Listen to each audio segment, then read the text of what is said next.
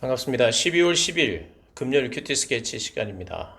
오늘 본문은 욥기 32장 1절로 10절까지의 말씀입니다. 오늘 본문은 이렇게 시작합니다.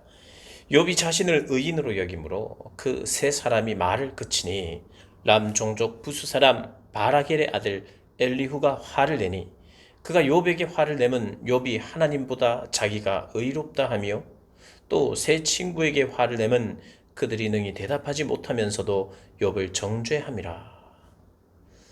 오늘부터 다시 욥기로 돌아왔습니다. 욥기 32장부터 마지막 42장까지 그렇게 진행을 합니다. 욥기를 간략하게 정리하자면 의로운 고난을 당하는 욥, 이유를 알 수 없는, 그러나 우리는 이제 성경을 읽는 독자들은 이유를 알죠. 그 이유는 하나님께서 허락하신, 사단을 통해서 허락하신 고난입니다. 특별히 잘못했기 때문에 뭔가를 깨닫게 하시기 위해서 회개시키고자 한 그러한 고난이 아닙니다. 어디까지나 하나님이 결론적으로는 필요하다고 생각되어서 성장시키고 성숙시키기 위해서, 또 하나님을 더 깊이 만나게 하기 위해서 하나님이 허락하신 것입니다. 욥과 욥의 세 친구가 계속해서 논쟁을 벌여왔죠. 31장까지. 모든 논쟁을 이제 마쳤습니다. 마치고 나서 32장에 욥의 세 친구 말고 또 한 젊은 사람이 등장합니다. 그 사람의 이름은 엘리후인데요. 엘리후가 더 이상 대화가 되지 않는, 특별히 욥의 그런 변론에 대해서 세 친구들이 더 이상 말을 할 수 없어요.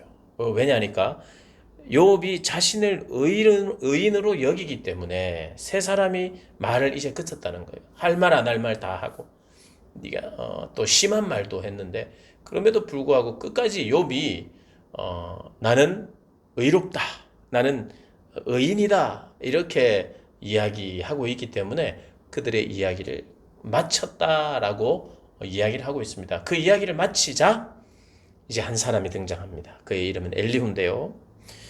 람 종족 부수 사람 바라겔의 아들 엘리후가 이야기를 하는데 화를 냅니다. 먼저 화를 냅니다.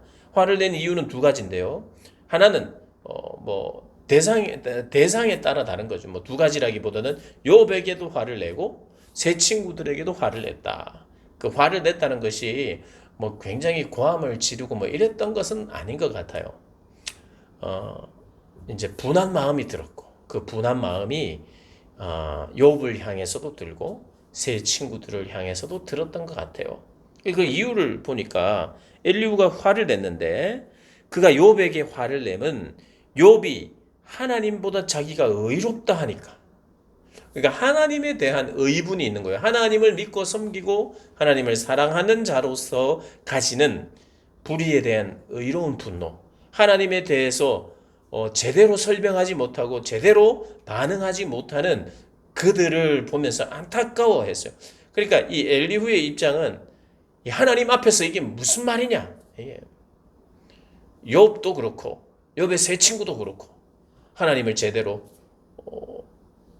그분의 이름을 높이지 못했다는 거예요. 욥에게는 욥이 하나님보다 자기가 의롭다고 말하는 것처럼 들렸어요.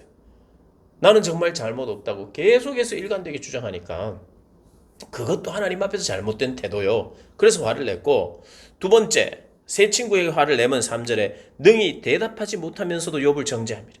능히 제대로 하나님을 변론하지 못하고 하나님을 변호하지 못하고 마치 하나님이 불의하신 것처럼 그냥 인정하는 것처럼 더 이상 욥을 설득하지 못하는 그들을 조금 한심해하는 그런 마음으로 오히려 세 친구들에게 더 화가 났던 것 같아요.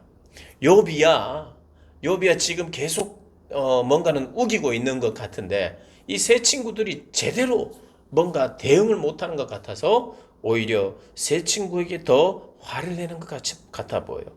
그러면서 엘리후가 이야기를 합니다. 4절에 엘리후는 그들의 나이가 자기보다 여러 해 위이므로 욥에게 말하기를 참고 있다가 참았다.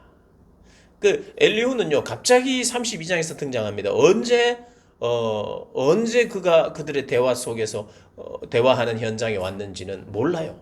그런데 우리가 32장을 쭉 읽어보면 엘리후가 거의 처음부터 들었다는 것을 알 수 있어요. 왜냐하면 자기가 이 대화들을 자세히 들었다는 거예요. 자세히 듣고 충분히 듣고 충분히 그들이 이야기하고자 하는 논점이 무엇인지 무엇을 각자가 주장하는지 분명히 알고 자세히 듣고 이제 내가 이야기한다는 거예요. 이제까지 내가 이야기하고 싶었지만 참았다. 왜냐하면 연로한 어른들에 대한 나의 예의다. 이렇게 이야기를 한 겁니다.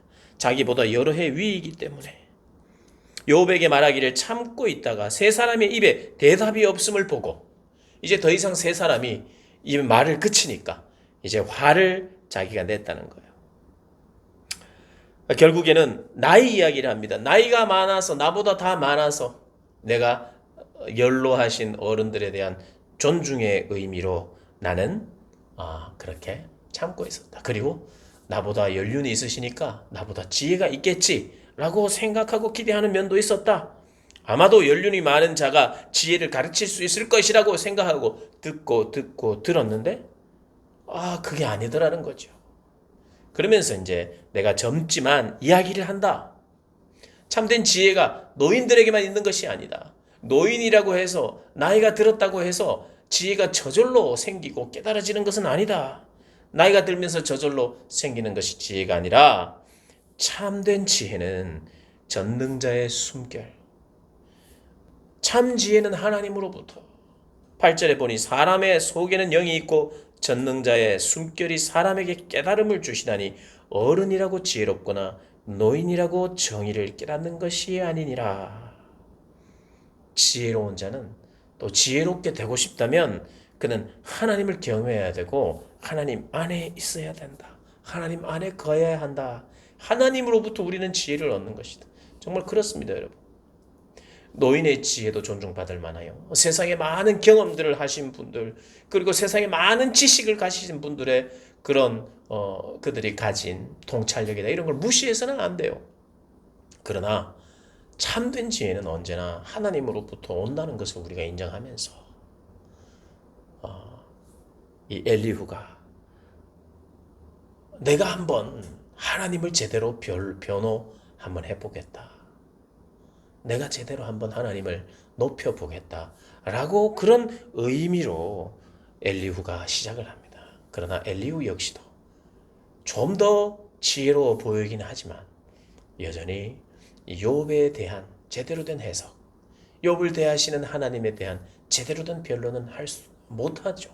결국은 하나님이 내가 참된 지혜다.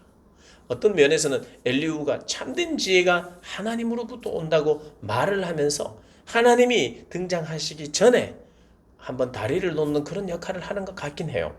참된 지혜는 하나님이시니 이제 자기도 나름대로 자기가 가진 연로하다고 노인의 지혜가 다 지혜가 아니다. 참된 지혜는 하나님께 있다 하면서 시작했어요. 그러면서 우리에게 교훈을 주는 거예요. 정말 참 지혜는 많이 인생을 경험한 사람에게서 나오는 것이 아니라 하나님께서 참된 지혜를 주신다라고 말하는 것이에요. 그럼 우리는 이건 배워야 되죠. 그러나 엘리후에게도 여전히 한계가 있다는 것을 우리가 함께 배우면서 얼마나 우리가 주님 앞에 겸손해야 하는지, 얼마나 우리가 겸손해야 하는지. 그래서 하나님이 이걸 말씀하셨다, 이걸 깨닫게 하셨다, 하면서 우리가 너무 쉽게 하나님의 이름을 이렇게 들여대고 이 하나님이 분명히 나에게 말씀하셨고 하나님이 이런 생각을 주셨고 이렇게 하셨다라고 하는 것을 정말 조심해야 하는 것 같습니다. 이 세 사람 역시도요, 하나님이 이런 마음을 주셨다 이렇게 이야기한 거거든요. 그리고 하나님의 영이 나에게 깨닫게 하셨고 보여주셨고 이런 이야기까지 했단 말이에요. 엘리후도 마찬가지입니다.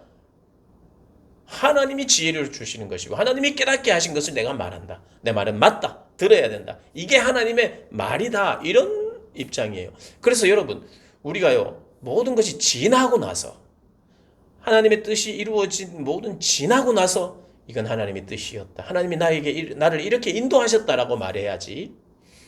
그걸 하기도 전에 나에게 하나님이 말씀하셨다는 거예요. 그건 누가 확인해 줍니까? 물론 하나님의 말씀하심에 대한 확신을 개인적으로 가지는 것은 좋습니다.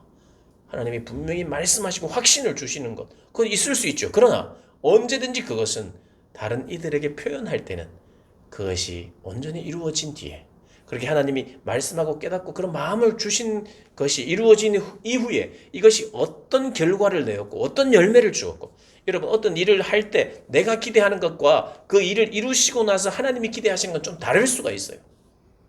하나님이 A라고 하는 일을 한다고 하실 것이라고 나에게 사인을 주셨을 때, 나는 내가 생각했을 때 A라고 하는 일을 하셨으니 A라고 하는 결과를 주시겠구나 하고 A라는 결과를 기대하고 A라고 하는 결과를 나누고, 이렇게 하면 조금 나중에 문제가 될 수 있어요. 왜냐하면 내 생각에는 A라고 하는 하나님의 깨달음과 말씀하심이 A라고 하는 결과가 분명히 나오겠지라고 생각했지만, 하나님은 A라고 하는 그런 어떤 하나님의 말씀과 깨달음이 나중에 A뿐만 아니라 A와 B 혹은 A와 B, C라고 하는 결과를 줄 수 있기 때문에 우리가 미리부터 그 하나님의 결과에 대해서, 하나님이 허락하실 결과나 열매에 대해서 가늠하거나 우리가 뭔가 이야기하는 건 정말 조심해야 해요.